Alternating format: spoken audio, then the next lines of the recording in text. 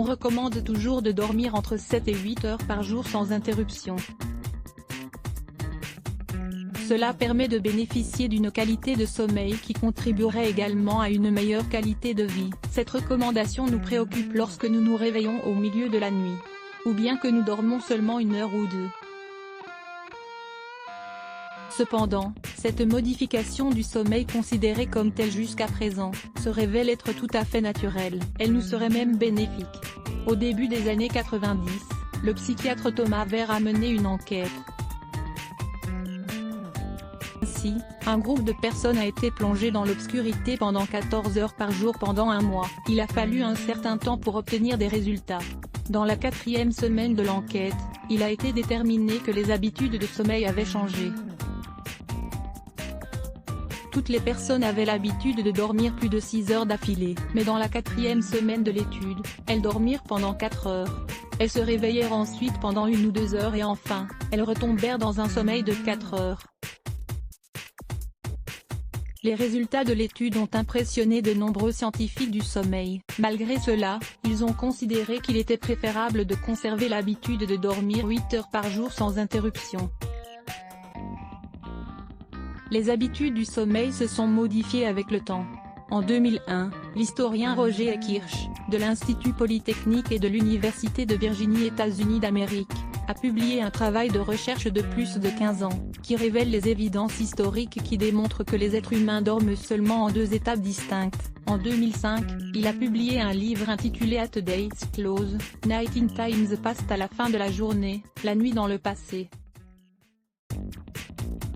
Dans ce livre, Kirsch a inclus près de 500 références à un modèle de sommeil segmenté. Ces références comprennent des journaux, des livres de médecine, de la littérature, mais aussi différentes sources telles que l'Odyssée d'Homère ou les tribus du Nigeria.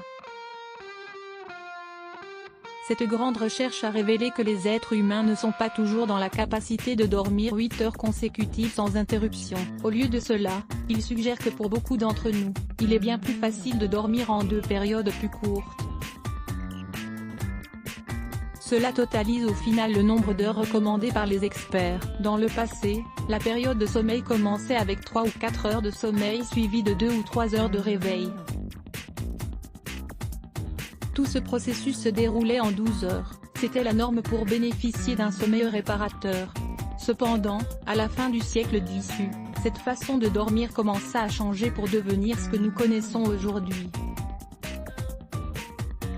Lisez également, nettoyez votre foie pendant le sommeil en buvant ces 5 boissons. Explication selon les recherches des Kirsch, le sommeil en 2 périodes commença à disparaître dans les classes élevées de la société du nord de l'Europe, au siècle XVIII.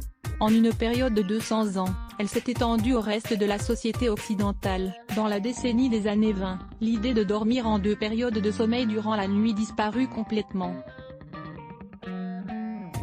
Pour certains experts, le sommeil segmenté est quelque chose de naturel pour le corps. Ainsi, beaucoup en font encore fréquemment l'expérience au cours de leur nuit. Selon les conclusions des Kirsch, après des années de recherche, de nombreux troubles du sommeil seraient dus à la préférence du corps à segmenter le sommeil en 2 périodes de temps. Kirsch s'appuie sur le fait qu'à la fin du siècle XI, commencèrent à apparaître les troubles connus aujourd'hui sous le nom d'insomnie de maintien. Celle-ci se caractérise par un état où les personnes se réveillent et n'arrivent plus à se rendormir en plein milieu de la nuit. Cet état a commencé à surgir précisément au moment de la disparition du mode de sommeil segmenté.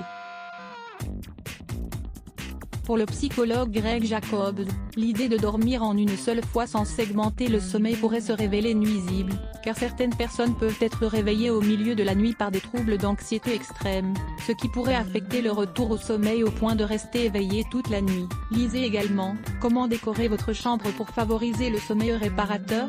Conclusion: dans le passé, le temps intermédiaire entre le sommeil était utilisé pour méditer sur les rêves.